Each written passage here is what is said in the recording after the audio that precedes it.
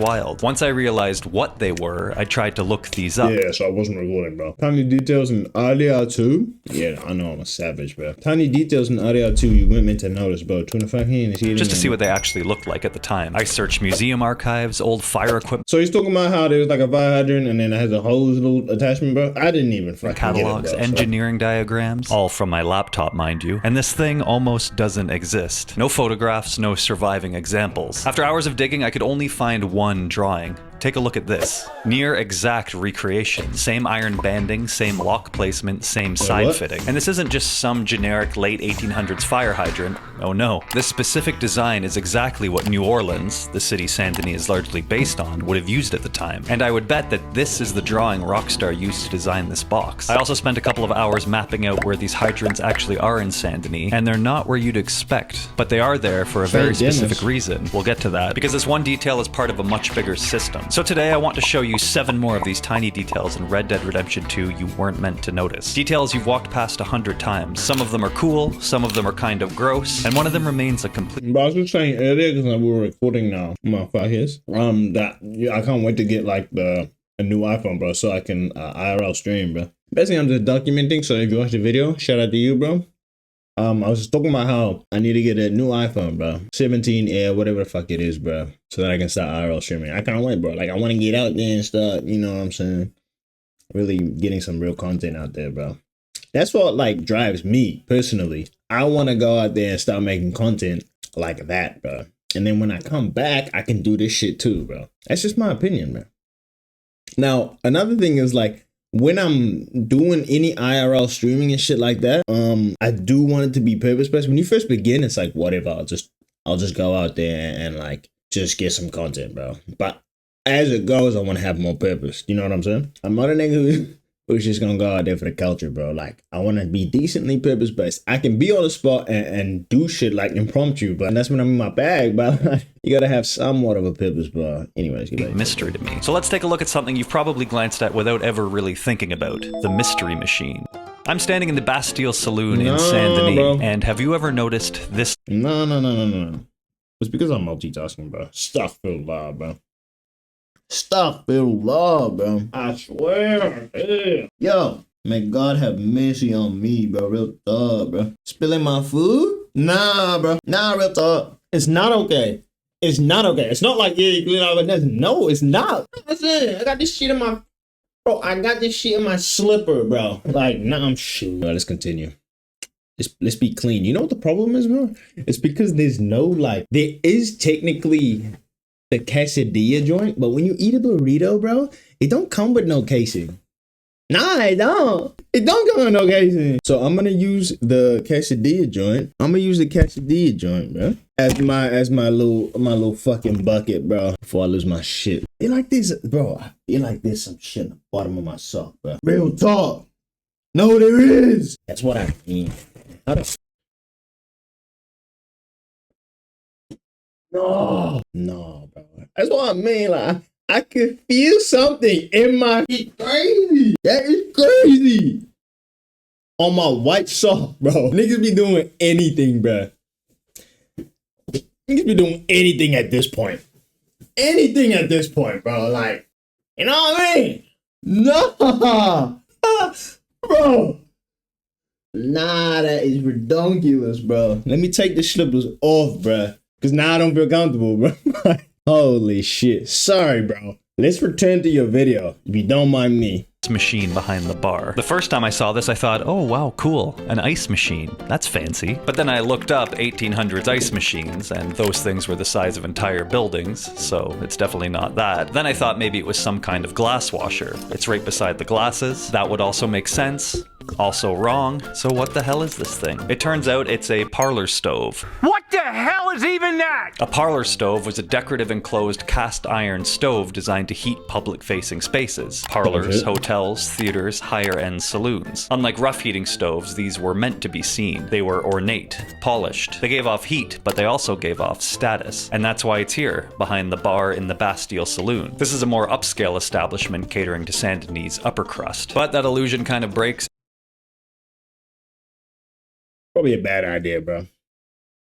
But honestly, we're gonna do it. It's probably a fucking terrible idea, bro, but we'll do it. The same Yo, Nick, bro, I swear, bro, like, can we just get to the stove is just copied and pasted into every saloon in the game, right? Sure. So I walked over to Doyle's Tavern on the working class side of Saint Denis, and guess what? Doyle's Tavern doesn't have a parlor stove. Instead, sitting right in the middle of the room is a potbelly stove, a completely different stove. Potbelly stoves were everywhere in the late 1800s. They heated fast and were common in workshops, factories, and lower income saloons. Unlike the fancy parlor stove over in the Bastille Saloon, which signals status, the potbelly stove signals something much simpler. It's fucking cold and we need a stove. Look at all these different stoves in this game. This game probably holds the record for the most stoves, and maybe holds the record for the only game with a stove store. Crazy stuff. It's a pretty cool touch to have even the heating stoves in a saloon tell the story about its social status. And it's these little details when you add them and add them and add them that start to compound. And that compounding effect is what creates a sense of place, a sense of time. But why does any of this accurate history even matter? Because every object around you is the final version of a very long story. Your phone began as a telegraph, your car began as a horse-drawn carriage, and even the toilet you sit on every morning while scrolling your upgraded telegraph looked very different 125 years ago. So let's take a quick bathroom break and talk about toilets. But first, here is a quick word from today's sponsor. Like I said, bro, YouTube Premium, scammy.com, bro. I just could never, bro. I couldn't just. Holzkern are a watch and jewelry brand for men and women founded in Austria 10 years ago. A place known for alpine peaks, world-class design, and an obsession with craftsmanship. Even the name Holzkern means wood core, and their logo doubles as a fingerprint, which feels right because no two pieces are the same. Every Holzkern piece is made from natural materials, real wood, stone, gemstones, even leaves. They use walnut, marble, tiger's eye, moonstone. Nigga, I was actually engaged, bro. Video. And now let's move on to toilets. You know what's nice?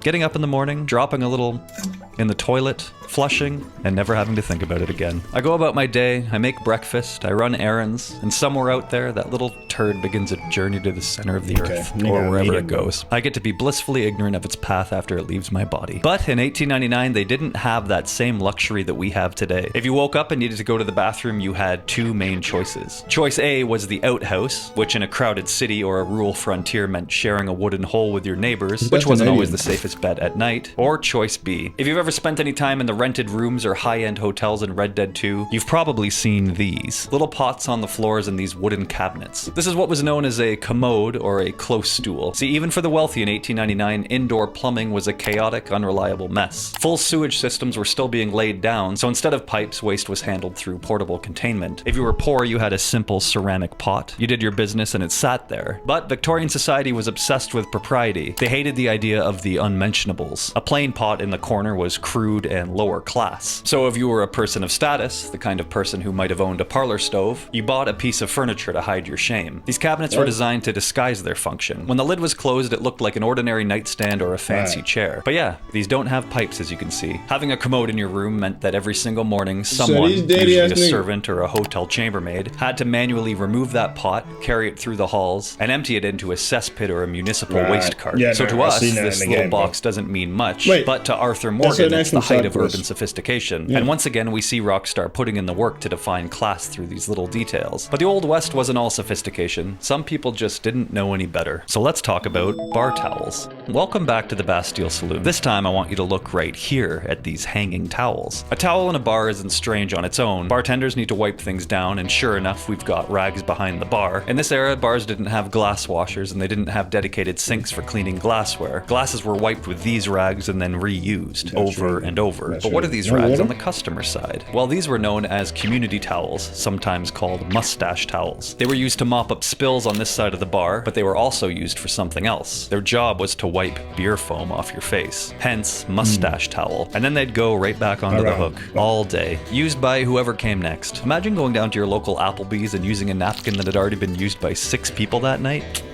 Eek. But people knew way less about germs back then. Before making this video, I'd never even noticed these towels. They're in almost every bar in the game, but they don't really jump out, probably because they're towels. And having spent a ridiculous amount of time in this bar for previous videos, I can tell you that the level of detail here is unhinged. Look at the animation for eating food in this game. Someone at Rockstar animated every single forkful that gets eaten off a plate. Bite for bite. And these little details are everywhere, from the bar corkscrew to these old drink dispensers, to the wine bottles behind the bar, the same brand of wine.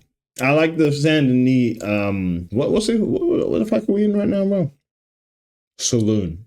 I like the Saint Denis saloon, bro. Not Saint Denis. Rhodes, bro. My fault. Get your shit together, bro. Rhodes, saloon, nasty. I already said this before, bro. Rhodes opening was crazy, but like, there's something about the Rhodes saloon just feels nice, bro. Although this one, like, the detail in this shit, bro, like the meals, the different meals and shit, it's ridiculous, bro. But Red Dead's one of those games I don't even need to talk about it, bro. Like, the game will just fucking be legendary. Look at the animation for the previous video. Whereas GTA 5 and shit like that, yeah, bro, like, we have to talk about it, bro. You know what I'm saying? Because there's a new one coming out. Tell you that the level of... Which is very sad. I'm going, fuck, bro. Very sad, bro. Like, think about this. I get emotional sometimes because I'm like, bro, our fucking character that we created in GTA Online, this nigga's time's almost up, bro. You know what I'm saying? I never thought I'd see the day, but it's actually coming to a close, bro. Now, how close that is, we don't know, because obviously, you know, I don't think they'll release online immediately and shit like that. But, bro, that is... Yeah, I'm not really too sure what they're gonna do, because they keep releasing content. I keep seeing it in, like, the announcements and shit, bro. So it's like... They might hold on to that money-making thing for a little while and then drop it later, bro. But yeah, just the thought of like GTA Online in Los Santos is coming to a close, bro. You know what I'm saying? Kinda insane. Detail here is unhinged. Look at the animation for eating food in this game. Someone at Rockstar animated every single forkful that gets eaten off a plate. That's what I'm saying, bite for bro. bite. And these little details are everywhere. From the bar corkscrew to these old drink dispensers, to the wine bro, bottles behind the bar, dirty, the same brand of wine like with different years being, just to mark different vintages. But I want to show you a couple more details. Give me a sec, bro. I don't skip over details, bro. But I do want to just clean my hands, bro. Just give me 2 seconds, gang. Yo, I still can't believe that we got shit now fucking soft, bro. Yeah, so also, like, another thing would be, like, I'm not even going to prioritize getting a PC, bro. Because I'd rather spend the money on the phone, bro. If you know what I mean. The phone is just so much more, like, it's just so much cleaner, bro. The PC is cool and shit, but, you know, my MacBook's able to run everything. It's, I pre-fired the power of my MacBook. Do you know what I'm saying? PC would be cool, bro, but like I would still put the phone above the PC. But I definitely still think the PC is going to be needed, bro. It's only literally to play Siege, bro. PC. There's no other reason. Because if I play all my all my gaming shit, it'll be on my PS5 Pro. That's just me personally. I would only use the PC to stream off and to play Siege off. So, like, what would I really be needing it for? Just for that reason, right? The bar corkscrew to these old drink dispensers, to the wine bottles behind the bar, the same brand of wine with different years just to mark different vintage, to the previous videos. Let's go back to that point, bro. Where he was talking about, probably because they're towels. And having spent a ridiculous amount of time in this bar... Where the fuck did my camera go? Nah, see, that's what I'm saying, bro. Where the fuck did my camera disappear to? I'ma say that's crazy work. Yo, like, never had that one happen before, but as I speak about my PC, my camera disappears. For previous videos, like, I can tell you that the level of detail here is unhinged. Look at the animation for eating food in this game. Someone at Rockstar animated every single forkful that gets bottles behind the bar, the same brand of wine with different years just to mark different vintage. The only question I got, bro, is in order to like render or like do all that attention to detail with the food and shit like that, bro, which obviously I appreciate. The real question I got for you niggas is, how much effort does that really take from an individual? I'm not in the game, bro. I don't understand any sort of game coding, none of that bullshit. I would like to know how much effort does that really take. Somebody break that down to me. Then I can actually start spitting at Ubisoft and shit like that, bro. I'm being like, so why didn't you niggas do it? But I don't have the information, so we can't do that, bro. But I want to show you a couple more details that have real history behind them. Stuff I didn't know anything about before making this video. And one of them is the barber pole. This is very cool. In Saint Denis, the barber poles are red, white, and blue. But if you head out to places like Valentine or Blackwater, they're just red and white. What you're looking at here is what barber poles actually looked like before they turned into these clean, glowing things we recognize today. today. The person who cuts your hair now, But why the one you red make and awkward black? small talk with, used to have a much bigger role. Barbers red and black? perform dentistry, surgeries, and bloodletting. If you don't know what bloodletting is, they used to drain people's blood from their bodies to When they treat got sick. infections and illness, Yeah. and it was the most common form of surgery for about 2,000 years. Right up until the 19th century when people realized, oh, if you take a person's blood, they won't live. For example, George Washington went in with a sore throat and they drained 40% of all the blood from his body. That's what this and nigga he look died like a from it. fucking Imagine going to the vampire, doctor bro, I today with a swear. sore throat and the doctor's like, okay, hear me out here. We drain all the blood from your body and we see what happens. Oh shit, he's just skin now, guys. And that's where the colors come from. Red for blood, white for bandages and cloth. They would hang stained linens outside the shop. Eventually those cloths got wrapped around the posts, and eventually Wait, you mean this shit was a fucking surgery skin now, house, guys. bro? And that's where What the do you call colors that come shit, bro? from. Red for Guys, okay, hear me out I swear to here. God, bro. We drain all the blood from your body and we see what happens. Oh shit, he's just skin now, guys. And that's where the colors come from. Red for blood, white for bandages and cloth. They would hang stained linens outside the shop. Eventually those cloths got wrapped around the posts, and eventually that turned into painted stripes. The blue showed up later. Wait, it so this represented is- veins and also the red, white, and blue of the American flag. okay. Saint Denis gets the red, white, Nah, and I feel blue like that's because cap. it's a proper city, more polished, more cosmopolitan. Valentine and Blackwater keep it simple because they're practical in smaller places. They care less about what it represents and more about whether you can tell it's a barbershop. And I just find it so cool that they added not one but two different types of pole. I don't know. I feel if I was a graphic artist, I'd just copy and paste the same pole from place to place. I guess I'd be working at Ubisoft. I'm So now trying the to say mystery it, item I bro, mentioned earlier.